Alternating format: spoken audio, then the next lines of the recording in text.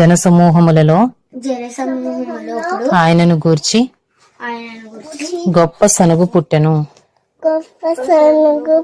కొందరు ఆయన మంచివాడనిరి, మరి కొందరు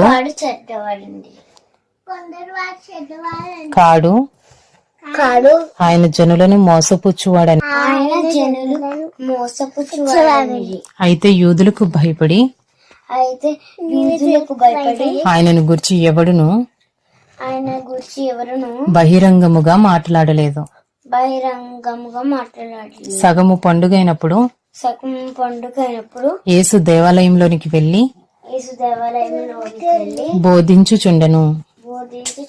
యూదులు అందుకు ఆశ్చర్యపడి చదువుకొనని ఇతనికి ఈ పాండిత్యం ఎట్లు వచ్చనని చెప్పుకొనిరి.